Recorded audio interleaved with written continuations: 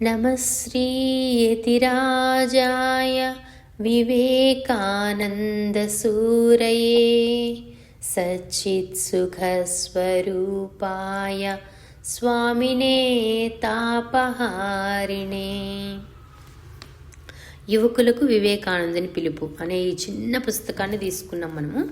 చాలా చిన్న పుస్తకం. స్వామీజీ ఏమేమైతే పెద్ద పెద్ద పుస్తకాల్లో చెప్పారో అవన్నీ క్రోడీకరించి ఒక చిన్న పుస్తకంలాగా విడుదల చేస్తారనమాట. టైం లేని వాళ్ళు, చేత కాదు మేము అంతంత పెద్ద పుస్తకాలు చదవలేమనే వాళ్ళు ఇటువంటి చిన్న పుస్తకం ఒకటి పాకెట్ బుక్ లాగా పెట్టుకొని చదువుకోవచ్చు. ఇది ఒక 15 రూపీస్ మాత్రమే దీని వెల. కానీ ఇందులో ఉన్న సమాచారం చాలా అద్భుతంగా ఉంది. ఇక్కడ ఏం చెప్తున్నారంటే, మనం సమాజాన్ని గురించి పల్లెత్తి ఒక్క పరుష వచనాన్ని కూడా పలకవద్దు. అది మనం అంటే నువ్వు సమాజము చెడిపోయిందని, అసలు పరిస్థితులు ఏం బాగలేవని ఎంతోమంది అంటూనే ఉంటారు కదా, ఆ మాట నువ్వు అనొద్దు అని చెప్తారు. వివేకానంద స్వామికి అది నచ్చదు అనమాట.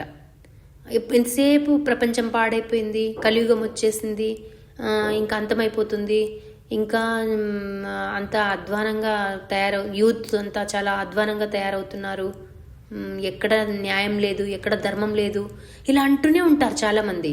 అలా అనకండి మీరు అని చెప్తున్నారు. ఏం చేయమంటున్నారు చూడండి. మనం సమాజాన్ని గురించి పల్లెత్తి ఒక్క పరుషవచనాన్ని కూడా పలకవద్దు.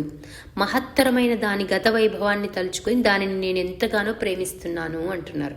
కాబట్టి మనం ఏం చేయాలి? పూర్వం సత్యయుగంలో ఉన్నప్పుడు ఎలా ఉండేవాళ్ళు మనుషులు, శ్రీరామచంద్రమూర్తి ఉన్నప్పుడు ప్రజలు ఎలా ఉండేవాళ్ళు, మనము ఇప్పుడు అలా తయారు కావాలి. అందుకోసమే కదా ఈ ధీరమాత ఇవన్నీ కూడా పెట్టారు.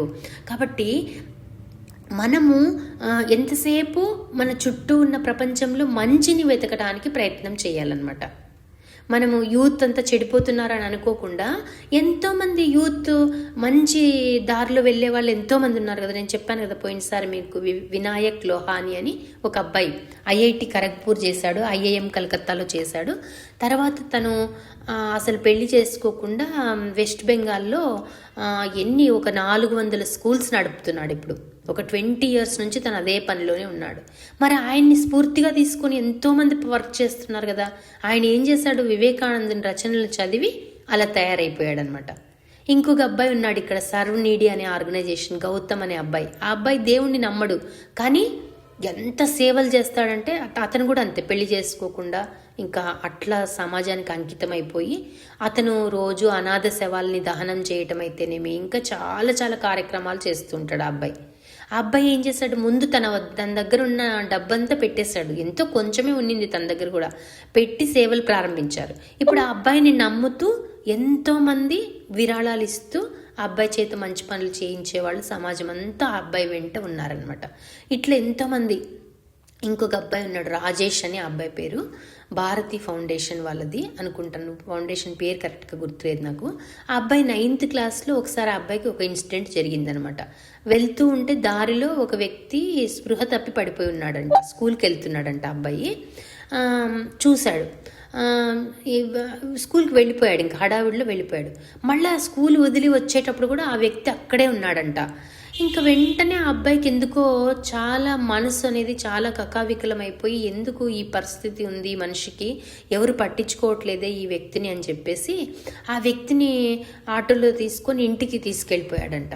వాళ్ళ 9th క్లాస్ పిల్లాడు అట్లా తీసుకొని వస్తే తల్లిదండ్రులు ఏమనుకుంటారు చెప్పండి? నీకెందుకు ఇవన్నీ అంటారు కదా, చదువుకునే వయసులో నీకెందుకు, చదువుకోవచ్చు కదా అంటారు కదా. ఇంకా అబ్బాయి ఇంకా పట్టించుకోలేదనమాట. అప్పటి నుంచి అతని బాగోగులు చూడడము, అతనికి స్నానం చేయించి అతనికి అన్నం పెట్టి ఇంకా అట్లే వాళ్ళ ఇంట్లోనే ఉంచేసుకున్నాడంట. ఇంక తర్వాత ఏమైంది, వాళ్ళ తల్లిదండ్రులకు ఏవో పెన్షన్ డబ్బులు వస్తే అవన్నీ కూడా పెట్టి సేవా కార్యక్రమాలు చేస్తూ వెళ్ళిపోయాడు అబ్బాయి. ఇంకా ఇప్పటికీ కూడా ఇంకా అంతే అనమాట. అసలు ఆ అబ్బాయి కూడా అనాథ శవాలని దహనం చేయటము, రోడ్డు పక్కల ఎవరైనా పడుంటే వాళ్ళని తీసుకొచ్చి సంరక్షించటము, ఇంక ఇట్లా చేస్తూనే ఉంటాడనమాట. ఆ అబ్బాయి కూడా వివేకానందని రచనల్లో ఒక లైన్ పట్టుకున్నాడు అంతే. ఎవరైతే పరులకు అన్సెల్ఫిష్నెస్ ఈజ్ గాడ్ అంటారు కదా, మనం నిస్వార్థంగా ఉండటమే భగవంతునితో సమానము అని. అట్లా ఒక్క లైన్ పట్టుకున్నాడు అంతే. మొత్తం బుక్కులు ఏం చదవాల్సిన పని లేదు. ఒక లైన్ పట్టుకొని, ఏమండి మేమందరం కూడా అలా సేవల్లా చేయాలా, అందరూ సన్యాసులు అయిపోతారా, మా పిల్లలు ఒకవేళ చదివితే అలా అయిపోతారా అని మాత్రం అనుకోవద్దండి. అది వాళ్ళ జీవితంలో రాసిపెట్టి ఉంటే, అంత పుణ్యం వాళ్ళకు ఉంటే అవుతారు అంతే తప్ప ఊరికే ఎవరు అంత ఇదిగా జీవితాన్ని పెళ్లి చేసుకోకుండా ఉండే అంత స్థితికి రారనమాట అందరూ. కాకపోతే మన పిల్లలు వివేకానందుని రచనలు చదవడం వల్ల ఏమవుతారంటే ఉత్తేజితం అవుతారు. వాళ్ళు వాళ్ళ ప్రొఫెషన్లో డిఫరెంట్గా మంచిగా ఎదుగుతారనమాట, నలుగురికి ఆదర్శంగా ఎదుగుతారు. దానికోసం మనము చదవాలి అదనమాట. కాబట్టి ఇక్కడ స్వామీజీ ఏమంటున్నారు, నువ్వు ఇంక ఇప్పటి నుంచి మనం ఏం అలవాటు చేసుకుందాము, సమాజం గురించి బ్యాడ్గా ఎప్పుడు మాట్లాడద్దు. ఎందుకంటే కావలసినంత చెడు ఆల్రెడీ ఉంది సమాజంలో, మళ్ళా నువ్వెందుకు చెడు గురించి మాట్లాడతావు అంటారనమాట వివేకానంద స్వామి. కాబట్టి మనము సమాజంలో ఉన్న మంచి గురించి మాట్లాడుకుందాము. ఇప్పుడు మాకు రామకృష్ణ మఠం ఎదురుగా ఒకటి స్వీట్ హౌస్ ఉంది, ఒకటి ఎమరాల్డ్ అని ఒక స్వీట్ హౌస్ ఉందనమాట. అతను విజయరామ్ గారు అని ఒక స్వీట్ స్టాల్ పెట్టారు. అతను చేసేది ఏంటిది అంటే వ్యవసాయం కోసము పనిచేస్తారు. ఎక్కడైతే భూములన్నీ పాడైపోయి ఉంటాయో అక్కడ సేంద్రీయ వ్యవసాయాన్ని చేపించడము, మళ్ళా వరిలోనే ఎన్నో రకాల విత్తనాలని ఆయన సేకరించటము, వివిధ రాష్ట్రాలు తిరుగుతారు ఆయన. తిరిగి ఎక్కడెక్కడ మనకి ఎంతో మంచి విత్తనాలు ఉన్నాయన్నమాట పూర్వము. ఆ రైస్లో వెరైటీస్ అనమాట. ఒక రైస్ ఏమో ప్రెగ్నెంట్ ఉమెన్ తింటే మంచిది, వాళ్ళకి పాలు బాగా పడతాయి. ఒక రైస్ ఏమో నరాల వ్యాధిని క్యూర్ చేస్తుంది. ఒక టైప్ ఆఫ్ రైస్ ఏమో మోకాళ్ళ నొప్పుల్ని క్యూర్ చేస్తుంది. ఒక టైప్ ఆఫ్ రైస్ ఏమో మనకు బీపీ షుగర్ని తగ్గిస్తుంది. ఇట్లా ఎన్నో రకాల రైస్ని ఆయన ఎక్కడెక్కడి నుంచో సేకరించి వాటిని పండించి మళ్ళీ రైతులకు సప్లై చేస్తారు. రైతుల కోసం ఇప్పుడు చిన్నజీఆర్ స్వామితో కలిసి పాదయాత్ర కూడా చేస్తున్నారనమాట. అట్లా మనము ఆయనకు సంసారం ఉంది, ఆయన పెళ్లి చేసుకున్నాడు, ఆయనకు సంసారం ఉంది, ఆయనకి ఆ స్వీట్ స్టాల్ ఉంది. ఆ స్వీట్ స్టాల్లో కూడా రైతుల నుంచి సేకరించినటువంటి ఉత్పత్తులను అమ్ముతుంటారు. కొంచెం ఎక్కువ రేటు ఉంటాయి.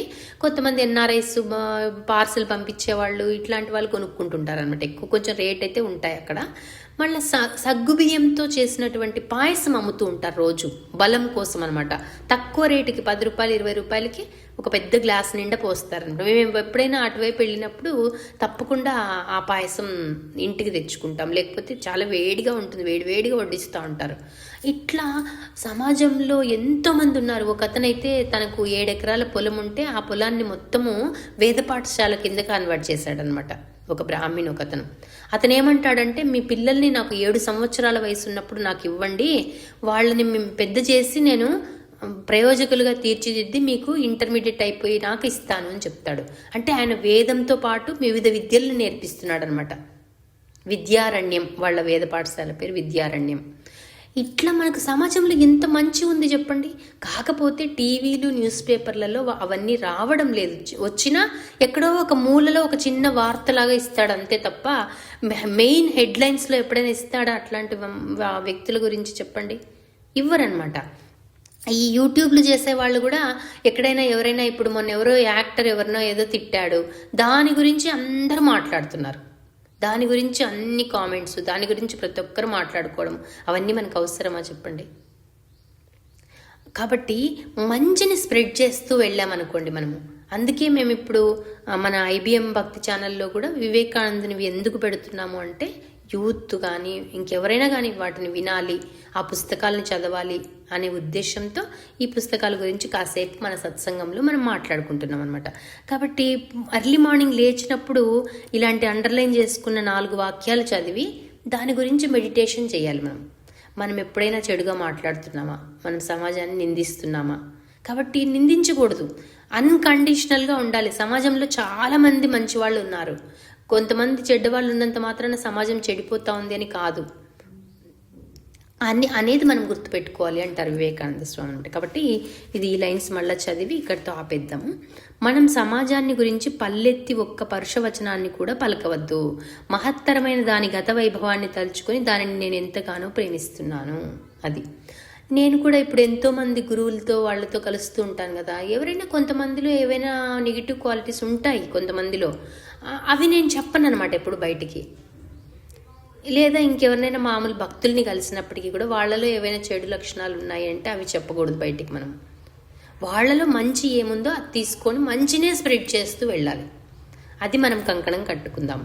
అండ్ మీకు ధీరమాత గురించి మీ కాంటాక్ట్స్లో ఉన్న 2 ఫోన్ చేయమని చెప్పాను కదా. వీక్లీ ఒక 2 వ్యక్తులకు ఫోన్ చేయండి, మీకు అనుభవం వస్తుంది. మీరు మీరు పోరాడండి దానికోసము అని చెప్తున్నాను కదా, ఎంతమంది చేస్తారో ఆ విషయం మాట్లాడుకుందాము. ఇక్కడతో ఇది ఆపేద్దాము. సర్వం శ్రీరామకృష్ణ అర్పణమస్తు. లోకా సమస్త సుఖినో భవంతు. ఓం శ్రీ గురుభ్యో నమః. ఓం శ్రీ మాత్రే నమః. Thank you. జయ రామకృష్ణ.